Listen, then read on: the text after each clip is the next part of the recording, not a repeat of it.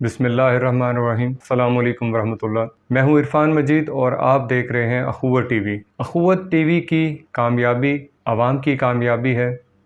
اخوت ٹیم دن رات محنت کر رہی ہے۔ اخوت ٹیم کی ویڈیوز کو ہزاروں لوگ دیکھ رہے ہیں اور اپنے کمنٹس بھی دے رہے ہیں۔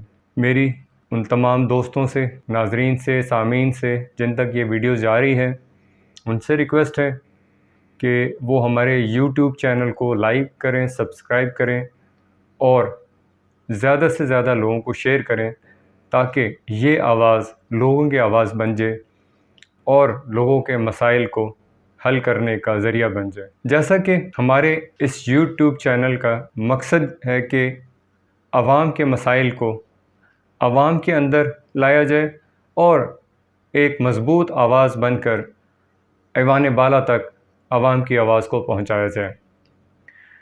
ہم نے کوآپریٹو بائی لاز کے اوپر ایک سلسلہ شروع کر دیا ہے اور ہماری کوشش ہے کہ ہم کوآپریٹو بائی لاز کے اندر جو خامیاں ہیں اس کے اوپر بات کریں اور جن کی وجہ سے لوگوں کو ان کا حق ابھی تک نہیں ملا۔ آج ہم بات کریں گے ایک ایسی سوسائٹی جس کے اوپر بہت سارے ایلیگیشنز ہیں، بہت سارے لوگ نا امید ہوئے ہیں، بہت سارے لوگ اپنے حق کے لیے مختلف اداروں میں دربدر ہو رہے ہیں۔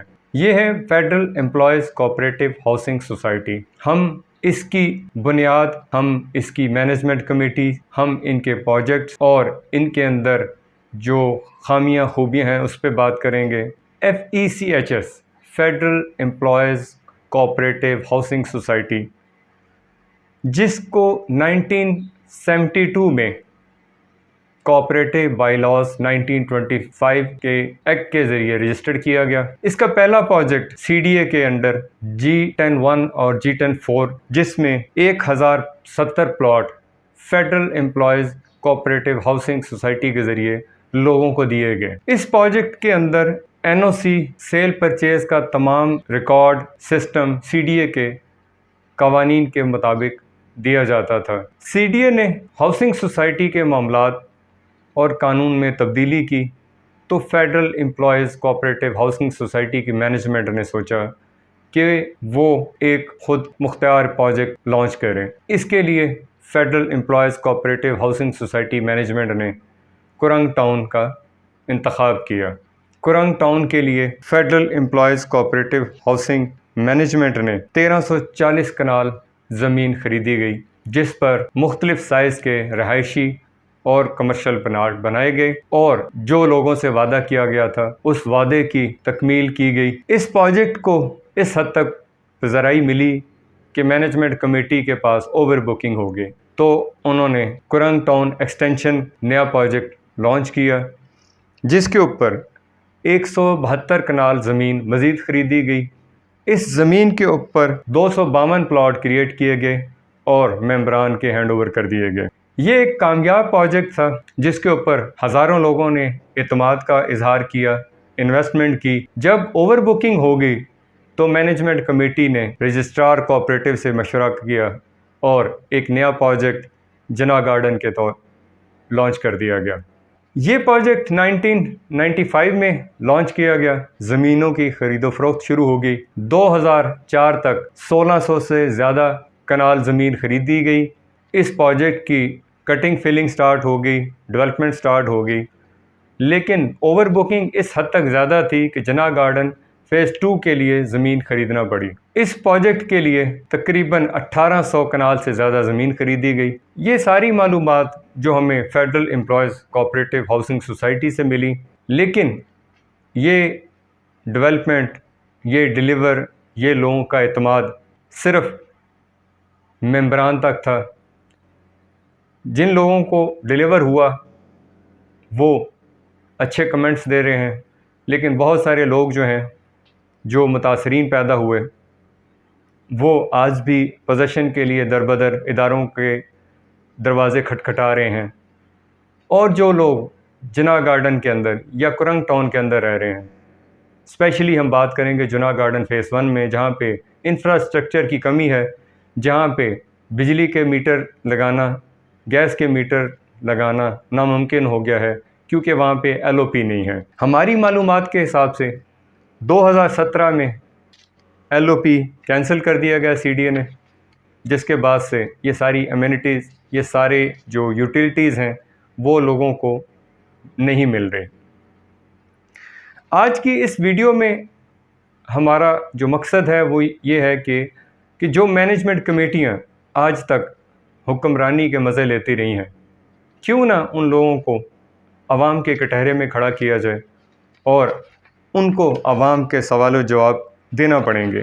ہم بات کریں گے سب سے پہلے 2004 سے لے کے 2017 تک، جس میں کرنل نذر الاسلام ریٹائرڈ صدر تھے اور ان کی پوری ٹیم برسر اقتدار رہی۔ ان کے دور میں جو ڈیولپمنٹ کے کام ہوئے ہم ان پہ بات کریں گے، جو کمیاں کوتاہیاں ہوئیں ہم ان پہ بھی بات کریں گے اور عوام کے سوال ان سے پوچھیں گے۔ یہ 13 سال کا جو دور تھا، اس میں federal employees cooperative housing society نے کیا اچیو کیا، کیا چیزیں رہ گئیں اور کیا کمیاں تھیں۔ اس کے بعد 2018 میں میجر آفتاب قریشی صاحب کی ٹیم الیکٹ ہوئی۔ 2021 تک یہ کمیٹی قائم رہی۔ یہ کمیٹی اپنی نااہلی کی وجہ سے اور نہ تجربہ کار ہونے کی وجہ سے بہت ساری کوتاہیاں کر بیٹھی، اور ان بے ضابطگیوں کی وجہ سے رجسٹرار کوآپریٹو ہاؤسنگ نے ان کو سپر سیڈ کر دیا، اور بائی لاز 48 جو کوآپریٹو لاز 1925 کی شک ہے، اس کے ذریعے یہ سپر سیڈ کر دیا گیا۔ اب اگر یہ لوگ مجرم تھے تو ان کو سزا کیوں نہیں دی گئی، یا اگر رجسٹرار نے کسی سازش کے تحت اس کو سپر سیڈ کیا تو اس کا جواب کون دے گا؟ ہماری اس ویڈیو کا مقصد ہے کہ ان تمام لوگوں کو کٹہرے میں لایا جائے، عوام کے سامنے پیش کیا جائے، کیونکہ یہ لوگ عوام کے نمائندے تھے اور عوام آج ان سے سوال کرتی ہے کہ ان کا حق ان کو ٹائم پہ کیوں نہیں دیا گیا، اور پیسے پورے جمع کروانے کے باوجود آج وہ در بدر کے ٹھوکریں کھا رہے ہیں۔ اس ویڈیو میں ہم بات کریں گے جو الیکشن 2022 ہیں، یہ الیکشن 2 دفعہ ملتوی ہوئے، کن وجوہات پہ ہوئے یہ ایک علیحدہ موضوع ہے، لیکن ہم ان کینڈیڈیٹس پہ بات کریں گے جو اس دفعہ الیکشن میں آمنے سامنے کھڑے ہیں۔ عوام کے اندر جا کے ہمیں معلوم ہوا کہ ایک گروپ جس میں ایک شخص پلمبر کا کام کرتا تھا، وہ آج صدر کے لیے کھڑا ہے۔ اسی گروپ کے اندر ایک اور صاحب ہیں، وہ ٹرک ڈرائیور تھے، وہ نائب صدر کے عہدے کے لیے کھڑے ہیں۔ اسی گروپ میں ایک پچھلی MC کے ڈرائیور کہہ لیں، کوآرڈینیٹر کہہ لیں، پوچھری MC کو چلانے والے، اس کی بے ضابطگیوں کے اندر پورے انوالو تھے، وہ بھی اس میں سیکٹری کے عہدیداران ہیں۔ اب عوام سوچتی ہے کہ اب ڈیولپر اور ڈیلر دوبارہ اکٹھے ہو گئے ہیں تو سوسائٹی کا کیا حال کریں گے۔ ہم ان کی آواز، ان کی سوچ کو لے کے آج کیمرے کے سامنے حاضر ہیں۔ عوام خود سوال کر رہی ہے کہ کب تک یہ لوگ ہم پہ مسلط رہیں گے۔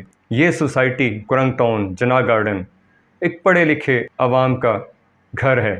یہاں کے لوگ اعلیٰ عہدوں پہ فائز رہے، ریٹائر لوگ ہیں، تجربہ کار لوگ ہیں، ایماندار لوگ ہیں، لیکن اس مافیا نے ان کو ہائی جیک کرنے کی ہر دفعہ کوشش کی اور وہ کامیاب رہے۔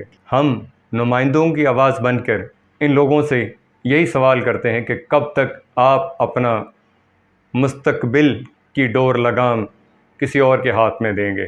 کیا ہم اس قابل نہیں کہ ہم اپنے مسائل خود حل کر سکیں؟ کیا ہمارے اندر وہ ایبیلٹی نہیں کہ ہم اپنے بچوں کا اور اپنا مستقبل محفوظ کر سکیں؟ یہ سوال ہر ایک دوسرے کی طرف دیکھ رہا ہے، ہر سوال ایک نیا سوال بنا رہا ہے، ہر سوال کے اندر ایک سوال ہے۔ ہمیں عوام کو اٹھ کر اپنے حقوق کے لیے کھڑا ہونا پڑے گا۔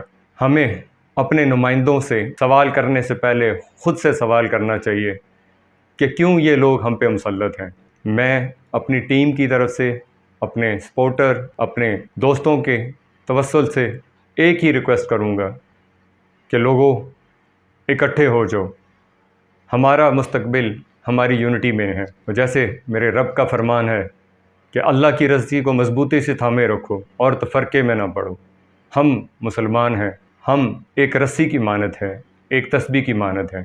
جب ہم اکٹھے ہو کے اپنے حقوق اور اپنے حقوق کی پاسداری کے لیے کھڑے ہو جائیں گے تو کوئی مافیا، کوئی لینڈ پرووائڈر، کوئی ڈیولپر ہمارا سامنا نہیں کر پائے گا۔ اس ویڈیو کا جو مین مقصد تھا وہ یہ ہے کہ ہم جو مینجمنٹ گزر چکی اس مینجمنٹ کے عہدیداران کو کٹہرے میں کھڑے کریں گے اور عوام کے سوال عوام کی زبان سے پوچھیں گے کہ کیوں ان کے ساتھ زیادتی کی گئی۔